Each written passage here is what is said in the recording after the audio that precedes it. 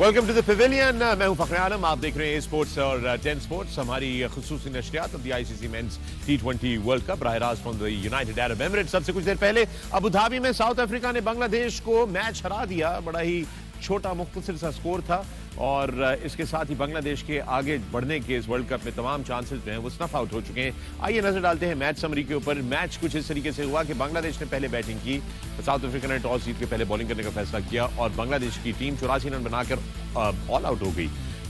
और आप देख सकते हैं वहां पे नोकिया का बहुत ही शानदार ये स्पेल रहा। 3.2 ओवरों में उन्होंने 3 विकेट हासिल किए, 8 रन देकर। And of course Rabada there also 4 overs 20 runs for 3 wickets, really well done there by both the seamers there।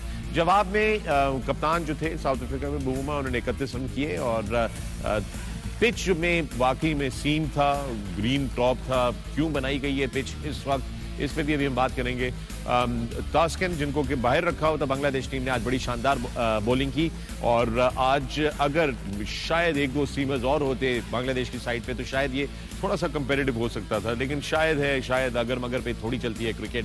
South Africa win bye 6 wickets. Points table पे नजर डाल लेते हैं कि इस वक्त अब इस ग्रुप के पॉइंट्स टेबल पे सूरत हाल किस तरीके से है। पॉइंट्स टेबल पे अगर आप नजर डालें, ये रहा पॉइंट्स टेबल। इंग्लैंड पहले नंबर पे, साउथ अफ्रीका अब दूसरे नंबर पे आ गई है। ऑस्ट्रेलिया के ऊपर प्रेशर बढ़ गया है, उनको अगला मैच जीतना है हर हालत में और हो सकता है कि 6-6 पॉइंट्स लेके इवन वेस्ट इंडीज भी अब 6 पॉइंट्स अभी भी हासिल कर सकती है और अगर ये सारे 6-6 पॉइंट्स पे आ गए तो फिर नेट रन रेट के ऊपर कहानी आ जाएगी। This is now getting a really fully loaded competition for that second place in group 1 for the super 12। मेरे साथ इस वक्त पेविलियन में मौजूद पाकिस्तानी लेजेंड्स और सुपरस्टार्स ज्यादातर लापता हैं, सिर्फ एक ही रह गए, उनको मैं ले आया हूं बीच में क्योंकि हमें नहीं पता था कि बांग्लादेश 84 रन पे आउट हो जाएगी। बहरहाल it's good to have the most successful test captain in Pakistan cricketing history, Misbah ul Haq. Misbah, बाकी सारे प्रोटेस्ट पे गए इस पिच के प्रोटेस्ट पे। मैं तो वो प्रोटेस्ट आपसे करने लगा था। असल में बाकी प्रोटेस्ट पे नहीं गए दोस्तों। असल में सूरत हाल ये है कि वो जरा लंच हैवी हो गया था तो सारे जो जागे हुए थे वो आ गए, ठीक है ना।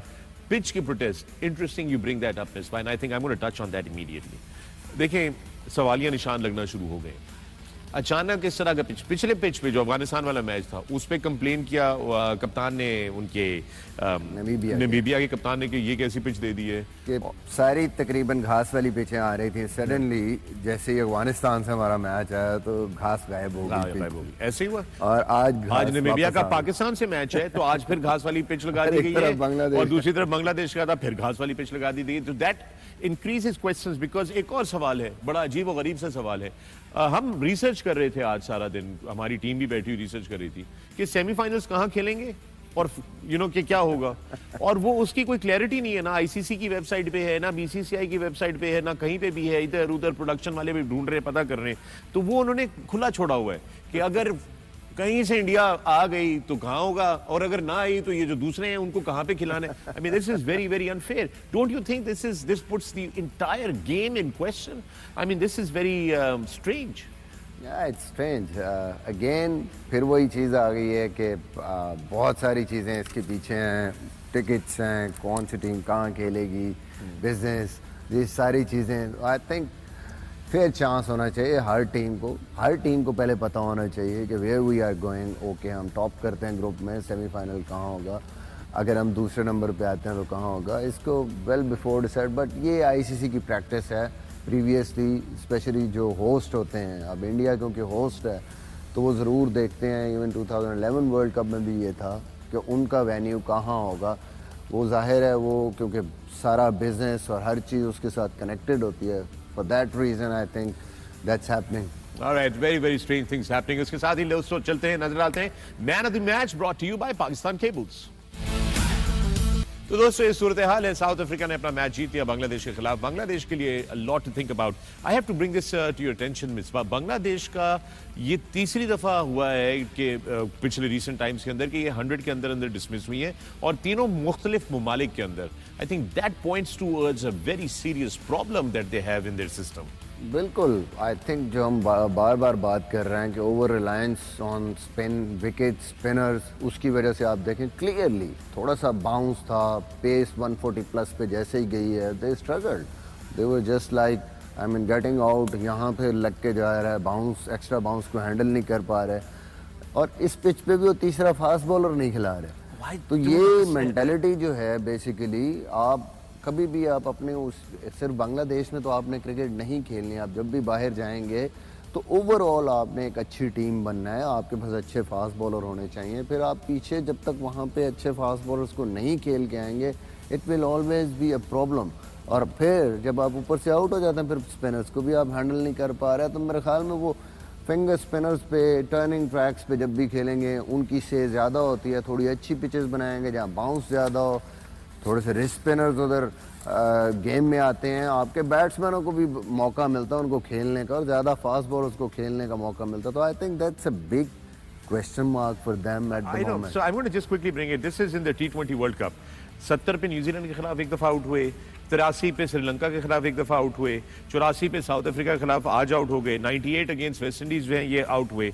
It is consistently looking like there is something also. मुझे पता नहीं क्यों लग रहा था, क्या आपको ये लग रहा था इनकी बॉडी लैंग्वेज से कि they've kind of already given up that this world cup? आज का मैच तो बिल्कुल जाहिर है वो डिमोरलाइज हो गए थे, जिस तरह पिछले मैच वो वेस्ट इंडीज से हारे हैं, और फिर इस तरह के एक दो मैच अगर हो जाएं जो आप लगता है आपको जीतने वाले हो, तो फिर वैसे ही आप गिर जाते हैं। तो दैट वाज अनदर रीजन। अब मुझे ये बताएं, इसी पिच पे खेलना है पाकिस्तान ने नामीबिया के खिलाफ, और नामीबिया के पास कुछ अच्छे बॉलर हैं। जरा टॉस बड़ा इंपॉर्टेंट है और मैं उस पर आपसे बात करता हूं। दोस्तों, हम आपको अबू धाबी लेकर चल रहे हैं जहां पाकिस्तान नामीबिया का टॉस होने वाला है। So it's over to Abu Dhabi where both the captains are now getting ready to toss the coin. Alright दोस्तों, अबू धाबी से खबर यह है कि बाबर आजम ने एक दफा फिर टॉस जीत लिया है, और इस दफा लेकिन पहले बैटिंग करने का फैसला किया है। ये बात मिसबा बहुत सारे लोग कर रहे थे कि क्या आज पाकिस्तान अपनी बैटिंग को टेस्ट करेगा और स्कोर डिफेंड करने की कैपेबिलिटी को टेस्ट करेगा चूंकि नामीबिया है। लेकिन एक दूसरी तरफ एक ग्रीन टॉप विकेट भी है जहां में गेंद फिरना भी वाला है। देखिए, वो तो इतना फर्क नहीं पड़ेगा, फर्स्ट टाइम भी उसी तरह होगा और सेकंड टाइम भी इवन अंडर लाइट्स नया बॉल खेलना वो भी उसी तरह इफेक्टिव हुआ। लेटर ऑन में भी थोड़ी सी ड्यू, उसमें शायद स्पिनर्स को थोड़ा बहुत प्रॉब्लम हो, but I think what Pakistan is trying to do कि मेन मैच में ऐसा होगा अगर बड़ी टीमों के साथ, तो हमने अगर ये टूर्नामेंट जीतना है और आगे जाना है, सेमीफाइनल जीतने का सोच रहे हैं और फाइनल जीतने का सोच रहे हैं, तो हमें हर लिहाज से तैयार होना चाहिए। जैसे मॉर्गन भी कह रहे थे पिछले मैच में कि ठीक है, वी आर सेफ, आगे पहुंच गए हैं, let's test yourself, setting a target, defending, bowling, batting, दोनों को थोड़ा सा डिफरेंट सिनेरियो की प्रैक्टिस मिले। बिल्कुल ऐसे ही है। दोस्तों, आइए जरा टीम पे नजर डालते हैं। पाकिस्तान की टीम आपकी स्क्रीन के ऊपर पहले लेकर आ रहे हैं। पाकिस्तान की team without any changes, we are still looking good, keeping the boys confident and keeping the momentum going without any changes. इसके ऊपर मुसलसल बात हो रही थी कि चेंज बिल्कुल मेरे ख्याल में बहुत इंपॉर्टेंट है यहाँ पे कंडीशंस को देखते हुए। आपने देखा पिछले मैच में भी, you have to start very well, specially in Abu Dhabi. पहले 10 ओवर बड़े इंपॉर्टेंट है, उस स्विंग को कैसे आपने कैटर करना है और छोटे छोटे प्लान्स करने हैं। पहले 6 over, then 6 to 10 and then you can capitalize later on. Namibia की टीम में 2 चेंजेस हैं आपकी स्क्रीन पे। अब नामीबिया की टीम आ रही है जी, मिसबा जी बिल्कुल, टॉप ऑफ द ऑर्डर उन्होंने एक चेंज की है, और जाहिर है जो उनके बैटर इनफॉर्म नहीं थे, थोड़ा सा उसको उन्होंने चेंज करने की कोशिश की है। लेकिन मेन मेरे ख्याल में जो इस टाइम फॉर्म में है, रिस्मस, स्मिथ, डेविड वीजे, इन पर बहुत ज़्यादा डिपेंड करते हैं बैटिंग में। And obviously in bowling department ट्रम्पलमैन अभी तक जिस तरीके से उन्होंने इम्पैक्ट डाला है विद न्यू बॉल, मेरे ख्याल में बहुत ज़्यादा इन पे डिपेंड कर रहे हैं वो। कपल ऑफ मोर सीमर्स जो कि अच्छा करते हुए आ रहे हैं, but they are looking for a chance कि कहीं ना कहीं अगर हम नए बॉल पे प्रेशर डाल सके पाकिस्तान पे, थोड़ी सी अर्ली विकेट्स हमें मिल जाए और टेस्ट करें पाकिस्तान को, because the pressure will be totally on Pakistan, not from the beginning, but अगर कोई ऐसा सिनेरियो क्रिएट होगा जैसे नॉर्मली हो रहा है कि यहाँ पे 2-3 विकेटें गिर जाती हैं, that could be tricky for Pakistan, so they are looking for that. Right, and Trumpelman and Frelink both have the capability. they इतने तेज नहीं है, मगर गेंद उनका बहुत अच्छा फिरता है दोनों का। जी बहुत अच्छा फिरता है, but good thing for Pakistan है इसके पाकिस्तान के जो ऊपर के दोनों बैट्समैन हैं, दे आर टेक्निकली गुड और नॉर्मली ऐसी पिच पे वेल इक्विप्ड हैं कि इसको हैंडल कर सकते हैं। Babar Azam, Rizwan, obviously third opener है हमारे पास फ़खर ज़मान की शक्ल में, तो ये हमारे लिए थोड़ा सा स्टेबिलिटी है हमारे पास।